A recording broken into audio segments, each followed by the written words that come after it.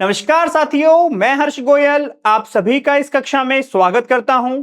पिछले कक्षा में हमने यूक्लिड की अभिधारणाओं को पढ़ा था और इस कक्षा में हम करेंगे प्रश्नावली 5.1 के प्रश्न नंबर 1 से लेके 3 तक। तो देखिए बच्चों, प्रश्नावली हल करने से पहले हम एक बार रिवीजन करते हैं यूक्लिड की अभिधारणाओं का। तो देखिए, यूक्लिड ने आपको 5 अभिधारणाएं दी थी, जिसमें जो आपकी पहली अभिधारणा है वो क्या है? वो ये है कि दो बिंदुओं से कितनी रेखा खींची जा सकती है? दो बिंदुओं से हम एक रेखा खींच सकते हैं। अद्वितीय रेखा मतलब ओनली वन रेखा में कहा गया था कि आपके पास एक बिंदु ये है, तो अब इस बिंदु से किसी भी अन्य बिंदु तक, मान के लीजिए आपके पास बिंदु यहां है, तो इस बिंदु से किसी भी अन्य बिंदु तक मैं केवल एक रेखा खींच सकता हूं। और वो कैसी होगी? मेरी अद्वितीय होगी, यानी कि इसके अलावा कोई दूसरी रेखा हम नहीं खींच सकते। मान लीजिए आपके पास बिंदु यहां ना होके यहां होता, तो भी हम कितनी रेखा खींच सकते? केवल और केवल एक रेखा खींच सकते। अब देखिए, यूक्लिड का जो दूसरा अभिधारणा था वो क्या था? उन्होंने बताया कि जो शांत रेखा होती है, शांत रेखा मतलब ऐसी रेखा जो एक फिक्स टाइम के बाद खत्म हो जाए, मतलब जिसकी लंबाई सीमित होती है। देखिए, इसकी लंबाई सीमित है यहां से लेके यहां तक, ये क्या होती है? हमारी शांत रेखा। और शांत रेखा को हम क्या कहते हैं बच्चों? शांत रेखा को हम रेखाखंड भी कहते हैं। क्या कहते हैं? रेखाखंड। तो देखिए आप, शांत रेखा हमारी रेखाखंड भी होती है। तो उन्होंने ये कहा कि जो शांत रेखा होती है उसे हम असीमित लंबाई तक बढ़ा सकते हैं। असीमित लंबाई तक बढ़ा सकते हैं मतलब इस ओर भी अगर हम बढ़ाएं तो इसको असीमित लंबाई तक बढ़ा देंगे, और इस ओर भी अगर हम इसको बढ़ाएं तो भी हम इसे असीमित लंबाई तक बढ़ा सकते हैं। उन्होंने क्या बताया? दोबारा सुनिए, शांत रेखा को हम असीमित रूप से बढ़ा सकते हैं, चाहे हम इस ओर बढ़ाएं या फिर इस ओर बढ़ाएं। तीसरा देखिए इसकी अभिधारणा, उन्होंने ये कहा था कि यदि आपके पास एक क्या हो? वृत्त का केंद्र हो और एक त्रिज्या हो, तो हम किसी भी वृत्त के केंद्र से और त्रिज्या से केवल एक वृत्त खींच सकते हैं।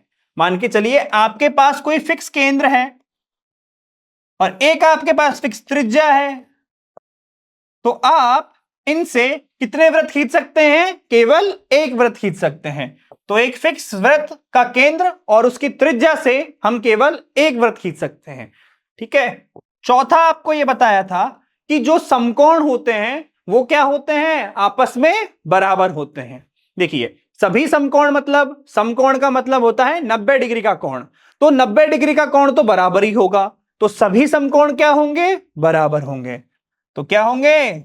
सभी समकोण बराबर होंगे। समकोण का मतलब होता है आपका 90 डिग्री का कोण। और पांचवा उन्होंने बताया कि यदि हम दो रेखाओं पे एक रेखा को गुजारें तो क्या होगा कि वो दोनों रेखाएं कहां मिलेंगी? जहां पर उनके अंतःखंड का योग, अंतःकोणों का योग क्या हो? दो समकोणों के योग से छोटा हो। तो ये आपके यूक्लिड की 5 अभिधारणाएं थी। अब देखिए, इनकी सहायता से हम करेंगे प्रश्नों को हल। तो हम स्टार्ट करते हैं प्रश्नावली 5.1 का पहला प्रश्न। निम्नलिखित कथनों में से कौन से कथन सत्य हैं और कौन से कथन असत्य हैं? अपने उत्तर के लिए कारण दीजिए। तो देखिए, पहला प्रश्न है, इसमें एक बिंदु से होकर केवल एक ही रेखा खींची जा सकती है। अब आप मुझे बताओ, यह कथन सत्य है या असत्य? तो देखें, कथन कह रहा है कि एक बिंदु से आप केवल एक ही रेखा खींच सकते हो। देखो, ये हो गई एक रेखा, तो क्या मैं और रेखाएं खींच सकता हूं? देखिए, एक हो गई, दूसरी रेखा ये, तीसरी हो गई ये, चौथी हो गई ये। तो बताओ बच्चों, ये कथन सत्य है या असत्य? तो हमारा ये कथन कैसा है बच्चों? ये हमारा असत्य कथन है। और इसका कारण क्या होगा? देखिए, एक बिंदु से होकर केवल एक ही रेखा खींची जा सकती है, जबकि हमने पढ़ा है क्या कि एक बिंदु से हम अनेक रेखाएं खींच सकते हैं। और ये मेरा क्या था? एक स्वयं सिद्ध था। स्वयं सिद्ध क्या होगा? जिसे हम अपने अंतर्ज्ञान से समझ सकते हैं। तो ये क्या हो गया? मेरा एक स्वयं सिद्ध हो गया। तो इसका उत्तर क्या लिखेंगे? इसके उत्तर में लिखेंगे असत्य है, असत्य है, क्योंकि यह एक स्वयं सिद्ध है स्वयं सिद्ध है कि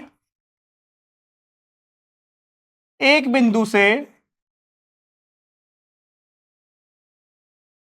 अनेक रेखाएं खींची जा सकती हैं। ऐसा हो गया बच्चों, ये हमारा एक स्वयं सिद्ध हो गया, अनेक रेखाएं खींची जा सकती है। ठीक है, अब देखिए आप अगला, दो भिन्न बिंदुओं से होकर जाने वाली असंख्य रेखाएं हैं। क्या कह रहा है ये कि आपके पास दो भिन्न बिंदु हैं और इनसे आप असंख्य रेखाएं खींच सकते हैं। तो क्या ये सत्य होगा कि असत्य होगा? तो देखिए, दो भिन्न बिंदु हो गए और इनसे कितनी रेखाएं गुजर रही हैं? इनसे केवल एक रेखा गुजर रही है। और देखिए, हमने अभिधारणा एक में भी पढ़ा था कि दो बिंदुओं से केवल अद्वितीय रूप से एक रेखा ही खींची जा सकती है। तो यह कथन कैसा हो गया बच्चों? यह कथन हमारा असत्य हो गया। तो यह कैसा कथन हो गया? असत्य, क्योंकि अभिधारणा एक के अनुसार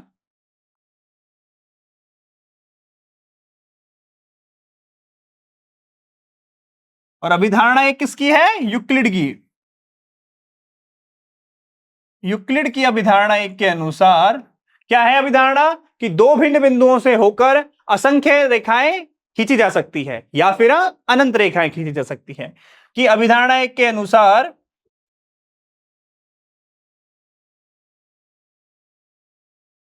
दो भिन्न बिंदुओं से दो भिन्न बिंदुओं से असीमित रूप से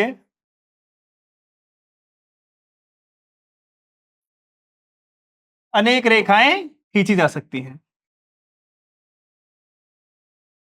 अनेक रेखाएं खींची जा सकती हैं।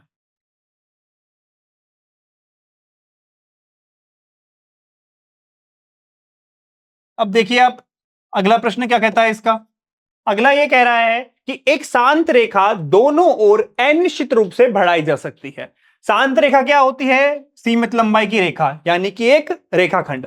अब देखिए, क्या हम रेखाखंड को असीमित रूप से बढ़ा सकते हैं? आप चाहे इस ओर बढ़ाए या फिर इस ओर बढ़ाए, तो किसी भी शांत रेखा को हम असीमित रूप से बढ़ा सकते हैं। और ये कौन सी अभिधारणा है? ये हमारी यूक्लिड की अभिधारणा नंबर 2 है। तो ये कथन कैसा हो गया? सत्य है। और रीजन क्या होगा इसका? क्योंकि यूक्लिड की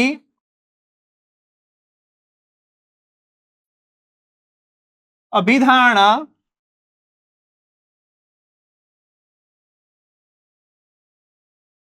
दो के अनुसार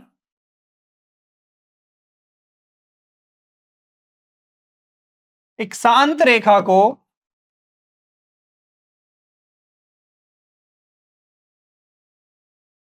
असीमित रूप से बढ़ाया जा सकता है। असीमित रूप से दोनों ओर बढ़ाया जा सकता है।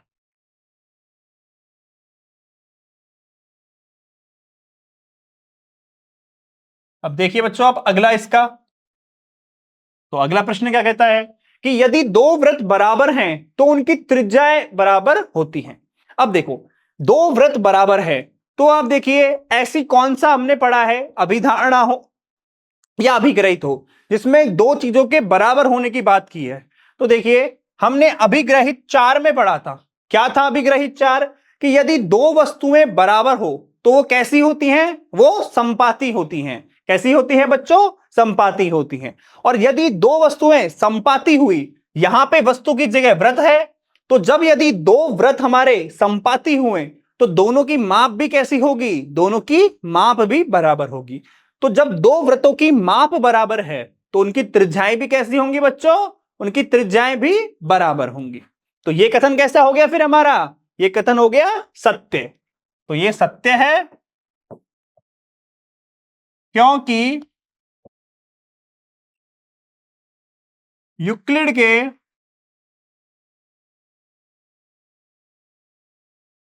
अभिग्रहित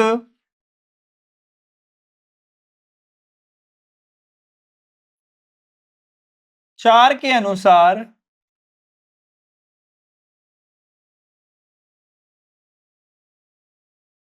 यदि दो वस्तुएं बराबर हैं तो वे समपाती भी होंगी, समपाती भी होती हैं। यहां दो वृत्त बराबर हैं, बराबर हैं तो कैसे होंगे? दोनों की दोनों समपाती होंगे, तो दोनों वृत्त समपाती होंगे, समपाती होंगे। और यदि समपाती हैं तो उनके माप भी कैसी होंगी बच्चों? बराबर होंगी, उनकी माप भी बराबर होंगी। और यदि माप बराबर हैं तो दोनों वृत्तों की त्रिज्याएं भी बराबर होंगी, वृत्तों की त्रिज्याएं बराबर। तो ये समझ में आया दोनों वृत्त की त्रिज्याएं बराबर कैसे हुआ? देखिए, बराबर थे तो समपाती हो गए, समपाती हो गए तो माप बराबर हो गई, और माप बराबर हो गए तो त्रिज्या भी बराबर हो गई। अब देखिए आप इसका अगला प्रश्न, आकृति में यदि ए बी बराबर पी क्यू, क्या है आपको? ए बी बराबर पी क्यू दिया हुआ है और आपको पी क्यू दिया हुआ है एक्स वाई के बराबर, तो कहे जा रहा है तो ए बी बराबर एक्स वाई होगा, यानी कि एक चीज दूसरी चीज के बराबर है और दूसरी चीज तीसरी चीज के बराबर है, तो क्या पहली आपस में तीसरे के बराबर होगी? तो देखिए कौन सा अभिग्रहित है ये हमारा, तो हमने पढ़ा हुआ है ये हमारा अभिग्रहित एक है। यदि दो वस्तुएं किसी तीसरी वस्तु के बराबर हो तो वो आपस में भी क्या होती हैं? बराबर होती है। तो ये कथन कैसा हो गया बच्चों? ये कथन हमारा सत्य हो गया। तो हम लिख सकते हैं क्या? सत्य है क्योंकि यूक्लिड के अभिग्रहित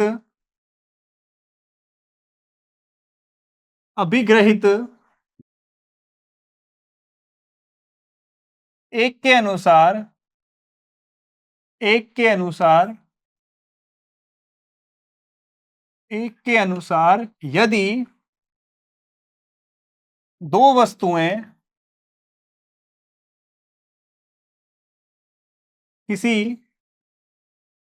अन्य वस्तु के बराबर हैं, किसी अन्य वस्तु के बराबर है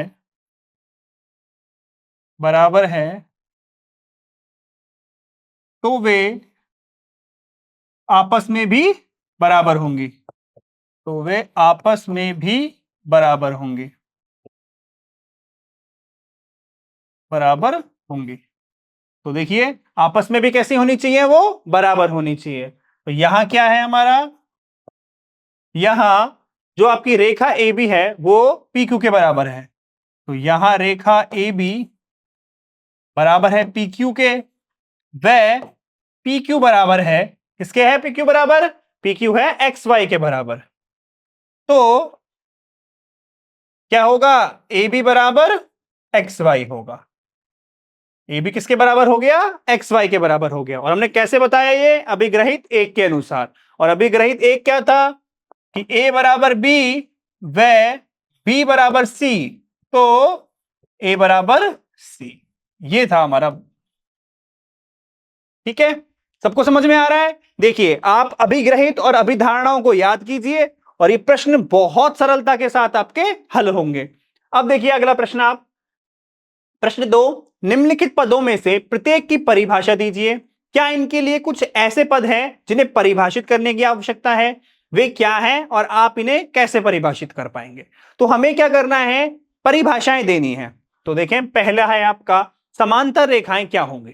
तो जब हमें समांतर रेखा को परिभाषित करना है तो सबसे पहले तो हमें यह बताना होगा कि समांतर रेखाएं क्या होती हैं। देखिए, एक रेखा हो गई आपकी L, एक रेखा हो गई M। अब आप मुझे बताएं, क्या ये मेरी समांतर रेखाएं होंगी? तो समांतर रेखाएं वे रेखाएं होती हैं जो आपके एक ही तल में हो। देखें, ये दोनों रेखाएं आपके एक ही तो तल में हैं। और क्या होनी चाहिए, ये कभी भी आपस में प्रतिच्छेद नहीं करनी चाहिए, मतलब कभी भी जाके आपस में ये मिलनी नहीं चाहिए। तो देखिए, ये रेखाएं कभी भी आपके मिलेंगी नहीं, आपके अनंत पर भी ये रेखाएं नहीं मिलेंगी। तो क्या हो गई समांतर रेखा की परिभाषा, वे रेखाएं समांतर रेखाएं होती हैं, वे रेखाएं जो एक ही तल में हो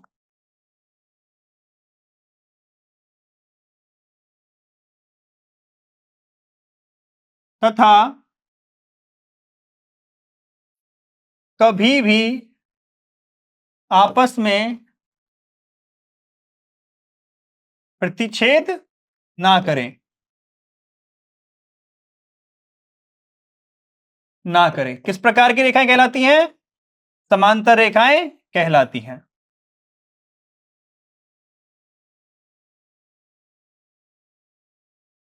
समांतर रेखाएं हमारी कहलाती हैं। तो क्या है समांतर रेखाएं, कि एक ही तल में तो स्थित हो और कभी भी आपस में प्रतिच्छेद ना करे। तो हम कह सकते हैं कि इनमें एक भी बिंदु उभयनिष्ठ नहीं होगा। यह हो गई हमारी समांतर रेखा की परिभाषा। अब आप देखिए लंब रेखाएं की परिभाषा क्या होंगी। तो देखिए, तो लंब रेखा यानी कि लंब रेखाएं कब होंगी, तो दो रेखाएं आपस में लंब तब होती हैं जब वो क्या करें, एक समकोण बनाएं, यानी कि 90 डिग्री का कोण बनाएं। तो देखिए, दो रेखाओं को मैं लंब रेखाएं कहूंगा, तब ये आपस में क्या करें, 90 डिग्री का कोण, मतलब कि एक समकोण बनाएं। तो दो रेखाएं लंब रेखाएं कहलाती हैं,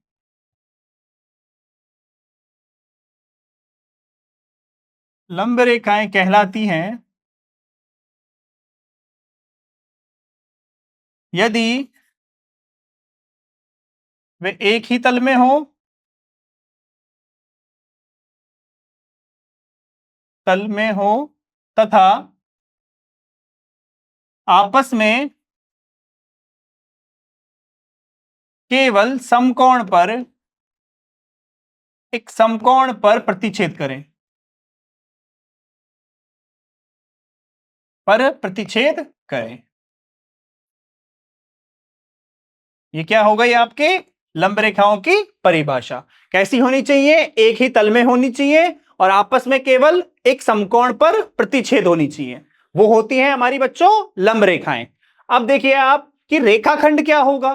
तो हम जानते हैं रेखाखंड का एक और नाम क्या है, शांत रेखा।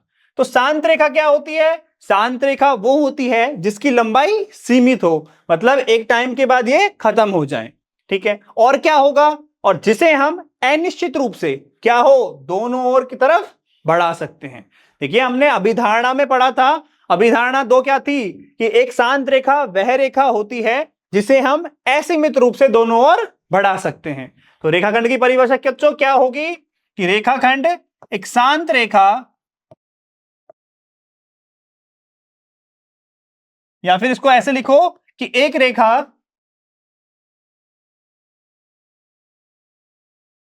एक रेखा रेखाखंड या शांत रेखा कहलाती है, कहलाती है यदि यह सीमित लंबाई की हो, सीमित लंबाई की हो, लंबाई की हो, वह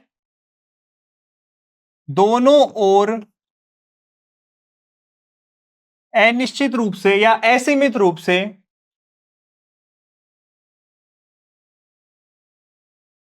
से बढ़ाई जा सके,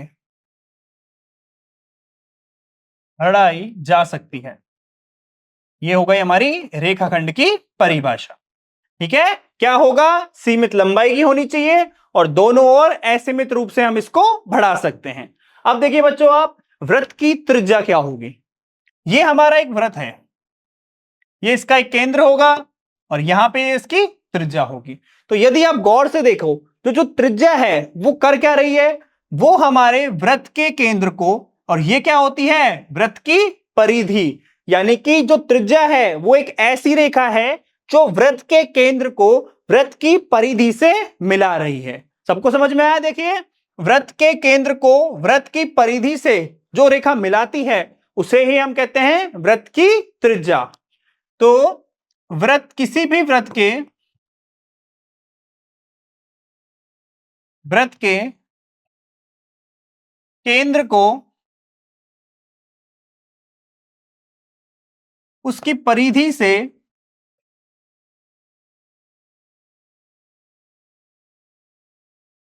मिलाने वाली रेखा को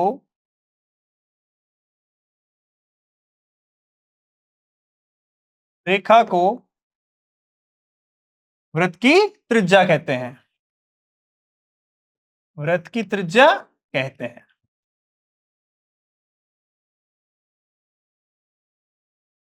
ये हो गई आपकी वृत्त की त्रिज्या। अब देखिए अगली परिभाषा हमें देनी है वर्ग की। तो हम जानते हैं कि वर्ग क्या होता है, एक चतुर्भुजाकार आकृति होती है जिसकी सभी की सभी जो रेखाएं होती हैं वो आपस में बराबर होती हैं, और प्रत्येक कोण कितने डिग्री का होता है बच्चों, 90 डिग्री का। तो ये आपका हो गया एक वृत्त। क्या होगा इसमें, सारी की सारी जो भुजाएं होंगी वो आपस में बराबर होंगी, और कोण कितने होंगे, सारे के सारे समकोण, यानी कि 90 डिग्री का। तो वर्ग एक चतुर्भुजाकार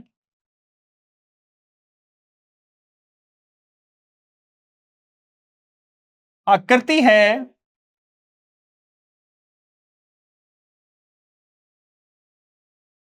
जिसकी सभी भुजाएं आपस में बराबर होती हैं, आपस में बराबर होती हैं। वह कोण कितने का होता है बच्चों, आपस में बराबर होती है। वह प्रत्येक कोण समकोण, या फिर 90 डिग्री का, 90 डिग्री का होता है। सबको इस परिभाषा समझ में आ गई। वर्ग क्या होगा, वर्ग एक चतुर्भुजाकार आकृति होगी जिसकी सभी भुजाएं आपस में बराबर होंगी। वह आपके जो कोण होंगे वो क्या होंगे, हमारे समकोण होंगे। अब देखिए अगला प्रश्न, आप इसका प्रश्न 3, नीचे दी हुई दो अभिधारणाओं पर विचार कीजिए। तो देखें, दो अभिधारणाओं इन्होंने दी हुई है। दो भिन्न बिंदु ए और बी दिए रहने पर एक तीसरा बिंदु सी ऐसा विद्यमान होगा जो ए और बी के बीच में स्थित होता है। यह कह रहा है कि दो बिंदु हैं आपके पास ए और बी, दो भिन्न बिंदु ए और बी दिए रहने पर तीसरा बिंदु एक ऐसा विद्यमान होगा जो ए और बी के बीच स्थित होता है। तो देखिए, क्या तीसरा बिंदु एक ऐसा विद्यमान होगा जो इनके बीच में रहता है, यह कहा गया अभिधारणा में। और दूसरी अभिधारणा में कहा है कि यहां कम से कम ऐसे तीन बिंदु विद्यमान हैं कि वे एक ही रेखा पर स्थित नहीं है।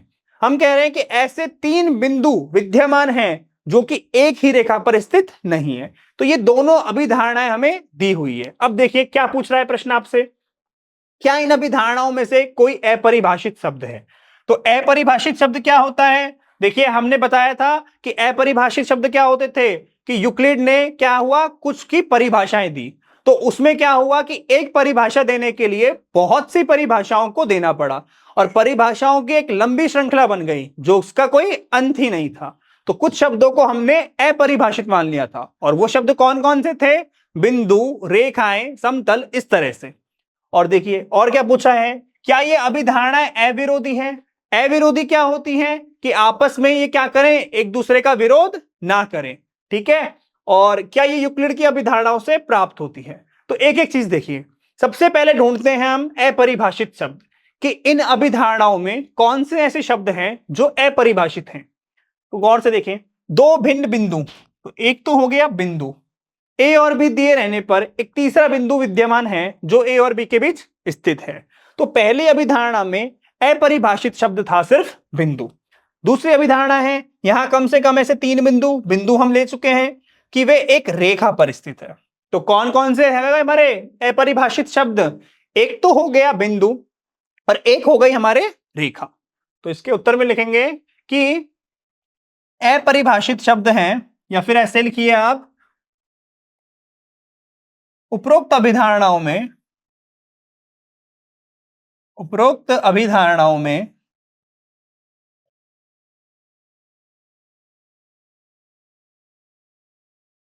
अपरिभाषित शब्द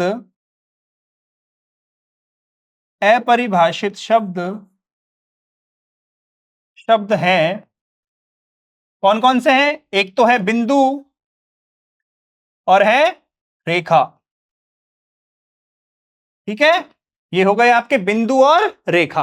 अब हमसे पूछा गया है कि क्या ये अभिधारणाएं अविरोधी हैं, मतलब संगत है या नहीं है। तो देखिए, यदि ये दोनों अभिधारणाएं एक दूसरे का विरोध करें तो ये विरोधी नहीं होंगी। यानी कि देखिए, अब हम दोनों अभिधारणाओं को पढ़े, यहां कम से कम ऐसे 3 बिंदु विद्यमान हैं जो एक ही रेखा पर स्थित नहीं है। तो देखिए, एक रेखा पर हम जानते हैं कितने बिंदु स्थित होते हैं, बहुत सारे। और यह कहा रहा है कि दो बिंदुओं ए और बी दिए रहने पर एक तीसरा बिंदु ऐसा विद्यमान होगा जो ए और बी के बीच में स्थित होगा। तो यदि मैं ए और बी के मिलाऊं तो ये जो सी बिंदु होगा यहां पे स्थित हो सकता है, पॉसिबिलिटी है। तो दोनों किस प्रकार की रेखाएं हो गई, दोनों किस प्रकार की अभिधारणाएं हो गई, ये मेरे हो गए अभिधारणाएं संगत हो गई। तो हम लिखेंगे कि दोनों अभिधारणाएं कैसी हैं, संगत हैं।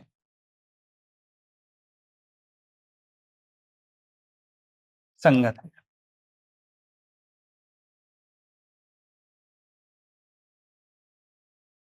तो ये दोनों अभिधारणा किस तरह की हो गई बच्चों, ये हो गई हमारी संगत है। अब देखिए, आपसे कहा गया है यूक्लिड की अभिधारणाओं से प्राप्त होती हैं। तो क्या आप कह सकते हैं कि ये दोनों अभिधारणाएं यूक्लिड की अभिधारणाओं से प्राप्त होंगी। यूक्लिड ने 5 अभिधारणाएं दी थी। पहली क्या थी कि दो बिंदु बिंदुओं से हम अद्वितीय रूप से एक रेखा खींच सकते हैं, ये थी पहली। दूसरी थी कि शांत रेखा को असीमित रूप से बढ़ाया जा सकता है। तीसरी थी कि एक केंद्र और त्रिज्या से हम एक वृत्त खींच सकते हैं। चौथी है हमारी कि सभी समकोण आपस में बराबर होते हैं। और पांचवी है कि जो दो अंतःकोण बनेंगे उनका योग दो समकोणों से छोटा होगा। कब होगा, जब हम दो रेखाओं को एक रेखा पर गिराएं और क्या होगा कि दोनों रेखाएं पीछे आपस में प्रतिच्छेद करें। तो ये हमारे पास 5 थी। तो क्या इन पांचों से हम ये कह सकते हैं क्या कि भाई दो बिंदु हो तो तीसरा बिंदु विद्यमान होगा, या फिर एक रेखा पर 3 बिंदु नहीं होंगे। तो क्या हम ये चीज कह सकते हैं, हम ये चीज नहीं कह सकते। तो इसका मतलब क्या होगा, इसका मतलब ये होगा कि यूक्लिड की अभिधारणाओं से प्राप्त होती हैं या नहीं होती। तो इसका उत्तर होगा आपका ये यूक्लिड की अभिधारणाओं से प्राप्त नहीं होती, से प्राप्त नहीं होती, नहीं होती। और इसका रीजन क्या है, क्योंकि दो भिन्न बिंदुओं से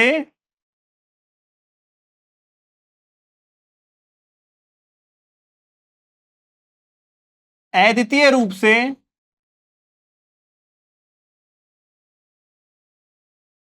से केवल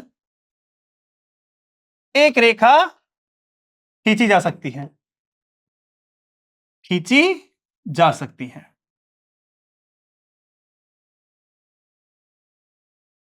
ठीक है बच्चों, तो सबको समझ में आया कि ये यूक्लिड की अभिधारणाओं से प्राप्त क्यों नहीं होती है। ठीक है बच्चों, तो आज की हम जो कक्षा है वो करते हैं यहीं पे समाप्त। अगली कक्षा में हम इस प्रश्नावली का प्रश्न 4 से लेके और जो बाकी के सारे प्रश्न होंगे उनको करेंगे हल। मैं आशा करता हूं आप सभी को मेरी कक्षा अच्छी लगी होगी। मिलते हैं अगली कक्षा में, तब तक के लिए पढ़ते रहिए, बाय।